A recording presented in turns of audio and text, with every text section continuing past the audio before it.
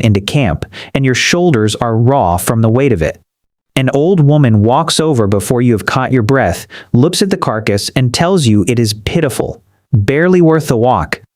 Someone behind her agrees. Someone else asks whether you found it already dead. And here is the strange part.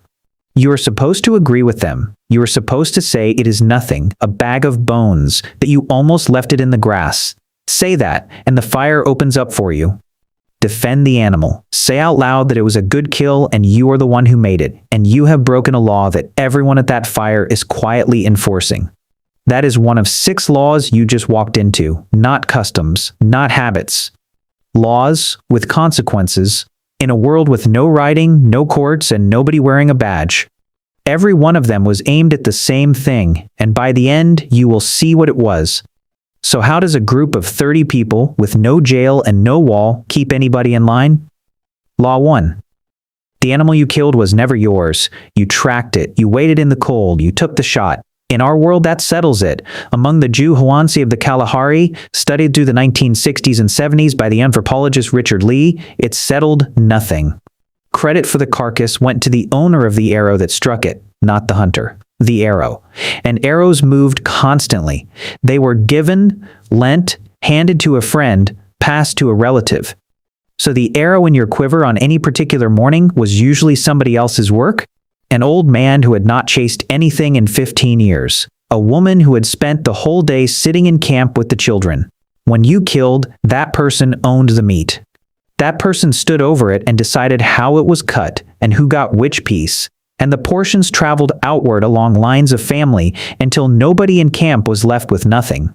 You get a vote in none of it. You are the man who did the work, and your share is not larger than anyone else's. Think about what that does to a group. Hunting is mostly luck. Even the best hunter comes home empty for weeks at a stretch. If the meat belonged to whoever killed it, one family eats while the rest watch, and that man becomes the person everyone owes. The arrow rule severs skill from reward deliberately every single time, so nobody can build up a stack of favors. There was no salt, no cold store, no way to keep flesh through a hot week. Sharing was not kindness. It was the only storage system they had, and the container was other people. There was one act nobody forgave, keeping a carcass for your own family. That was the line. Law 2. You had to deny your own success, out loud. Back to that old woman calling your kill pitiful. Anthropologists gave the custom a name, insulting the meat. And Lee walked straight into it. For the Christmas feast of 1963, he bought the largest, fattest ox he could find, to thank the people who had fed and tolerated him for a year. Nobody thanked him. One after another, they took him aside and told him quietly that he had been swindled, that the animal was skin over bone, that there would be nothing on it worth eating. He spent days convinced he had humiliated himself. Then they butchered it, and it was thick with fat, exactly what he had thought when he bought it. They had played him for days and then carved it up cheerfully. When he asked why, a Guahuansi man explained it without softening anything. A young man who kills a lot of meat begins to see himself as a chief. He begins to see everyone else as his servants. So they cool his heart. They make the meat worthless in his mouth before the idea can take hold. That is not manners. That is a weapon. And it is aimed at anybody starting to rise. Because in a band of 30 people, there is no army and no throne. And the only thing standing between the group and one man running it is whether the group is willing to cut him down early. So they cut him down early. With jokes. Every time. Law 3. Your newborn belonged to the camp before it belonged to you. Among the Ife of the Ituri Forest, documented by Edward Tronick, Gilda Morelli, and Steve Wynn in 1987, a baby is lifted out of its mother's arms within hours of being born, not taken, held. On its first day, 5 different people hold it on average. And women who are not the mother breastfeed it from the beginning. By 4 months old, that infant spends roughly 60% of its waking time in arms that are not its mother's and has physical contact with more than a dozen adults. A woman who kept her own baby to herself would be the one behaving oddly. The reason is arithmetic, not sentiment. A human baby is born unfinished. It cannot cling, cannot walk, screams, and stays helpless for years. 8 mothers do that work almost alone, and they space their births 5, 6, even 8 years apart because that is what one mother can carry. Women in these camps had children 3 years apart, sometimes less, while walking miles a day and gathering most of the food the group ate. That should be impossible. It was possible because she never did it alone.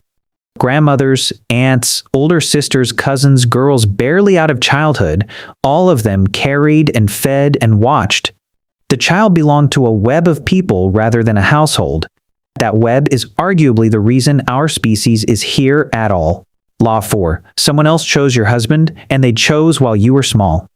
Among the Juhawantsi, parents arranged a daughter's first marriage years before she was ready for it, commonly between the ages of 7 and 12. The husband was usually a decade or 2 older. We know what that felt like from the inside because one woman told it. Nisa, whose life the anthropologist Marjorie Shostak recorded in the 1970s, was handed over as a girl and ran. Then she was married again and ran again. Girls cried, refused to enter the shelter, bolted back to their mothers, and these early marriages collapsed constantly. But notice what never happened. The choice was never hers. It was not about her at all. A marriage tied one family to another family, usually camped a long walk away across country nobody owned. So when your waterhole failed, when the game moved, when your camp had a season that could kill it, there was a place you could go where somebody was obligated to feed you. Your daughter's marriage was a door into someone else's land, far too important to leave to what a girl wanted. Law 5. A camp with no courts still carried out death sentences. Christopher Boehm went back through the ethnographic record of dozens of foraging societies asking one question: what happened to a man who killed more than once, or a bully who would not be shamed into behaving? The sequence is the same nearly everywhere. First, talk behind his back. Then warnings, delivered to his own relatives so he cannot mistake how serious it is. Then open ridicule. Then people quietly stop sitting near him, stop asking him along, stop feeding him. And if he was dangerous enough that none of it landed, quiet conversations among the men, night after night, until the camp had agreed. Then comes the detail that separates this from a lynching. The killing was frequently assigned to one of the condemned man's own close kin, a brother, a cousin, because if an outsider did it, the dead man's family would be obligated to answer. And that is how a feud begins.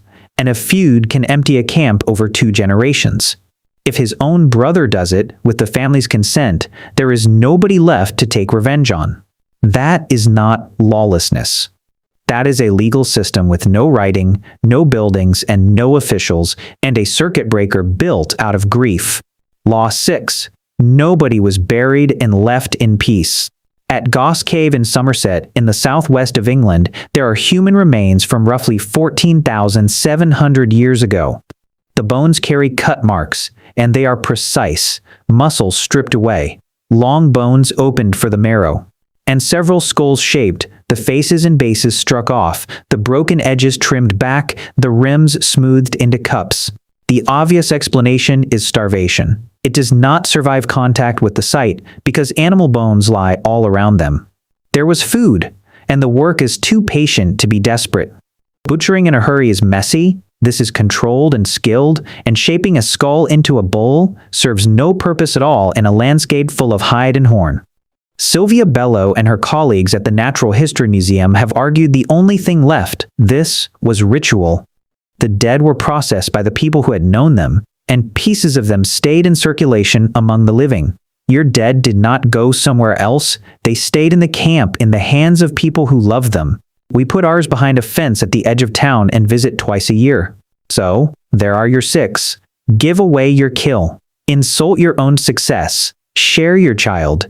Marry who you are told. Kill your own when the camp decides. Never let the dead leave. Now the answer to the question underneath all of them. None of it was cruelty. It was the operating manual for 30 people with no jail, no walls, no storerooms, and nowhere on earth to escape one another. And every single law is aimed at the same target. Meat is scrambled by the arrow so no hunter builds power. Pride is mocked flat, so no man builds status. Children are shared, so no family builds an advantage. Marriage is treaty, not preference. The dead stay in circulation. And at the far end of the road, if a person still will not stop, the group ends him. Those are not 6 laws. That is one law wearing 6 faces. Nobody gets to have a private self with private property. And here is the honest part.